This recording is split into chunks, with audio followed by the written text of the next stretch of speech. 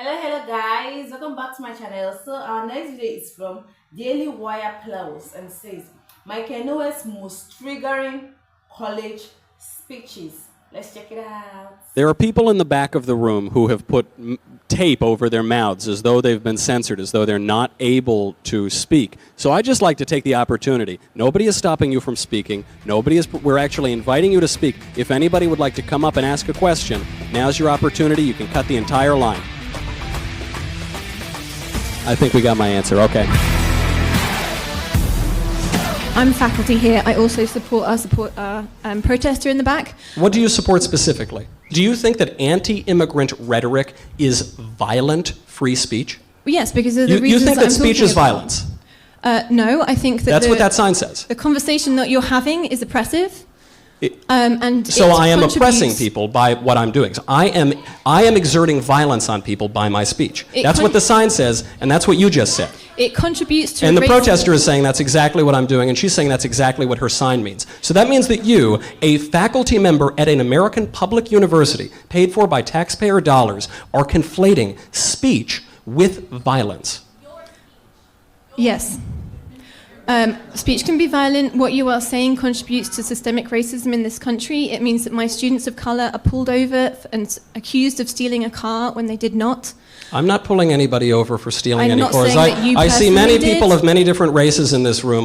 They all seem to be doing just fine. I don't think any of them have felt violence because they listened to a lecture on basic facts about our immigration system.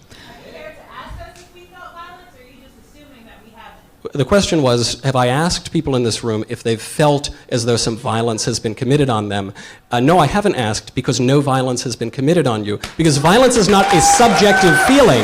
Violence is an objective fact.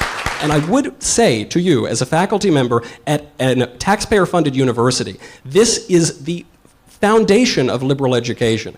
If you cannot understand that there is a difference between speech and violence, you don't understand anything that undergirds the liberal arts or liberal education. And that is a real shame. And I say this with all respect and with great distress for our universities. If our teachers don't understand the difference between ideas and violence, between speech and violence, then they are in no position to educate the next generation of Americans.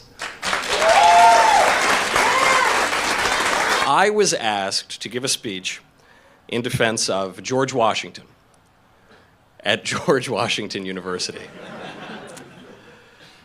George Washington, one of the greatest men who ever lived, and specifically in this case, George the Colonial, who is the mascot of GW, as well as all of those colonials who gave this world and gave all of us this great nation. I think ignorance plays a major role here in the effort to get rid of GW's colonial mascot and moniker, George himself. The activists make a number of mistakes, not merely in their logic, but even in their grasp of basic facts. The first of which is to whom the word colonials refers. The colonials that the mascot represents were not defenders of colonialism.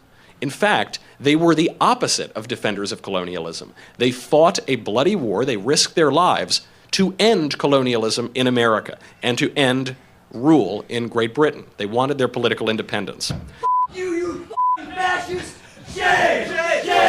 It's a shame that most of these kids are brainwashed. I'm telling you, it's just shame. Shame to them.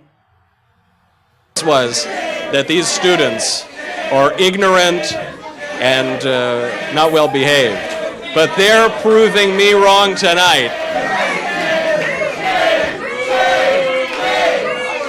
They called me a fascist for defending George Washington. Behold your country, leftists. I'm for more of a mixed economy, and I am for Medicare for all. I believe. Doesn't that seems awful? It seems like you want to become an old person. Why do you want to become an old person? No, why do you want to use old ideas like socialism? No, that's giving everyone the right to health care, health insurance. And right now, our current system, we have 600,000 bankruptcies. People file for bankruptcy under our current system. Our current system is not cost effective. It cost, I agree. what was it, $33 trillion over a 10-year period from right now. And a recent study by the Mercatus Center actually found that the Medicare for All system in the Senate would save $2.1 trillion over a 10-year period from 2022 to 2031. So why can't you get behind that? Well, when we were talking about the costs of these systems, one has to be very careful. I was promised certain costs for Obamacare, and there was a lot of fuzzy math because the taxes kicked in early and the benefits didn't kick in quite so early. So the question is twofold. One, you're asking economically, you're saying that the current healthcare regime is not efficient, and therefore the socialist regime would be more efficient. That may actually be the case. That's not an argument for socialism, though. That's an argument for liberalization. That's for liberalizing the markets, making prices much more apparent to both the consumers and the service providers, to opening up what are now virtual monopolies for health insurance companies. And fortunately, by the way, this administration, it has around the edges worked on all of those things. There is also a moral argument as well, which is that people ought to be free, man ought to be free, and if healthcare is going to have to be rationed, I would rather it be rationed by me and my freedom of choice than by some bureaucratic board somewhere in the federal government. If the United States stops leading the way in healthcare, you're going to see that affect global markets and global healthcare regimes all around the world, and it'll be a very bad thing. And that is the reason that people, when they actually want care, living in Cuba, living in Canada, living in the United States, when even their private insurance that they're forced to buy doesn't cover, that's why they come to the United States, because we're the leaders. We already ration care by the size of our wallets. We ought to ration care by the size of our wallets? We already ration our care by the size of our wallets. Of course we don't. We have a robust social safety net. We have Medicare and Medicaid. We have a very generous social safety net, and nobody dies. I mean, it's one of the most absurd lies of people pushing socialist healthcare that people are dying in the streets. That's absurd. Anybody can walk into an emergency room. Nobody is dying in the streets in the United States and hasn't in the modern era. Tens of thousands of people are dying in the U.S. You can keep repeating your lie, but it doesn't make it true. Show me the person who is denied entrance to an emergency room, my friend. Show me the person. I haven't seen them. Hey, I'm for facts over feelings. You can repeat good slogans as well as bad slogans, but they remain slogans nonetheless. And I'm explaining to you the way the healthcare regime actually works. This creates ever-multiplying victim groups, false victim groups like these people. This creates ever-multiplying racial victims. I know, you're so oppressed, my dears. I know, life is so hard for you. You have to live in the richest, most equitable, most just country in the history of the world. You have to get a college education. You have to voluntarily go to lectures. It's so awful. I can't imagine. The people who are in war-torn nations, they must truly pity you. Goodbye then. Well, it's very difficult to use my platform when people use the heckler's veto to try to shut up any opinion that disagrees.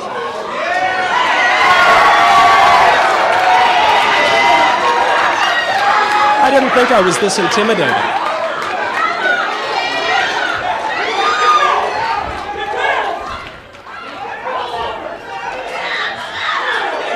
I believe that gentleman just threw paint on me.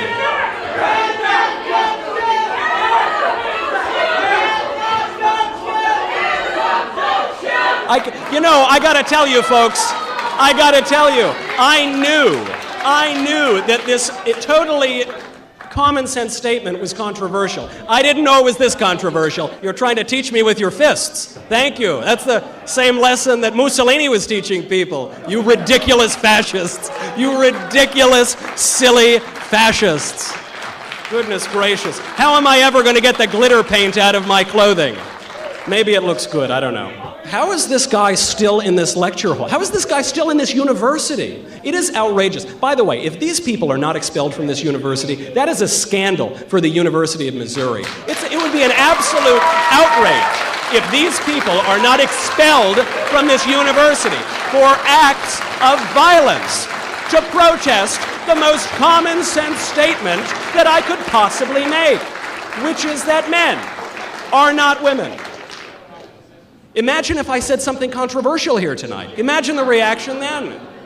So my question is, I'm just not really sure what's the downside of converting our energy system towards more green energy, such as wind power and solar power. To me, the idea of moving in a more sustainable direction for our energy our production is just more about creating jobs that produces a lack of reliance on oil and things that are like inherently non-renewable and like foreign exports? So if you got rid of just the oil industry, if you just got rid of the energy industry that the Green New Deal seeks to get rid of, you would immediately destroy 5.8 million jobs. Those are just jobs relating directly to that energy sector. Obviously, there are a zillion jobs downstream of that. And obviously, if you kill off 88% of American energy, you don't just kill off 5.8 million jobs, you kill off virtually all of the jobs.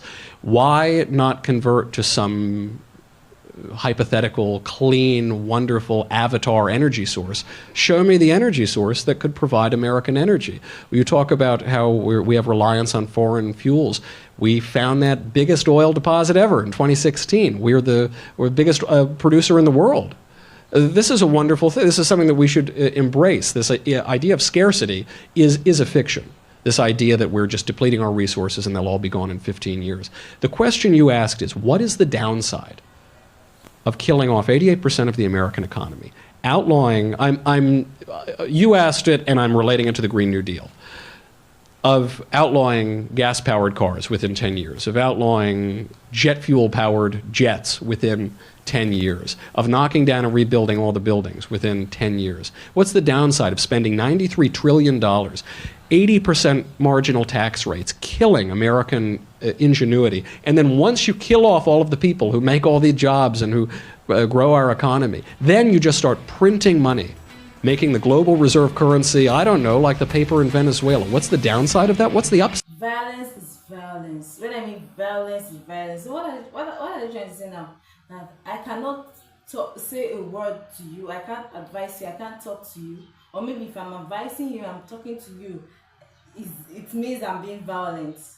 Like, I wonder why all this younger generation, me, I'm among the younger generations, but Sky, what I'm seeing here, guys, is totally different. And I know for the fact that Michael Knowles, the way he was talking to them, it's absolutely good. Even though some of them were against it, some of them were calling him names, some of them were even talking like, I don't even know what to say, but if it's me, if I was mother of those children, one of those children, I won't even be paying their school fees again, because it will feel as if they are going to school to waste money, or they are going to school not to learn, because those kids, they look like people that have been brainwashed and talked to about nonsense and ingredients. Seriously. See, those youths or those teenagers who, when they finally grow up, when they realize the fact, that when they will realize that facts are facts, undeniable truth is still truth, it will be too late for them. Like, the way they will regret it, they will just regret it, because for them now, they think they have arrived, they think they really know what they are doing, they think they really know what they're saying. Yeah, especially the first slide of the clip, it got to me. He said, is it words are violence? Like, I don't get it. How are words violence? So I can't talk to you again, because I'm being violent. That's why I'm talking to you. Is that what they are trying to say, or what? Wow. I just love for the fact that Michael Knowles stood his ground and was talking to this leftist. Seriously. Let me know your thoughts in the comment section. Like, watch, and subscribe my channel, and have a wonderful day ahead. Bye bye.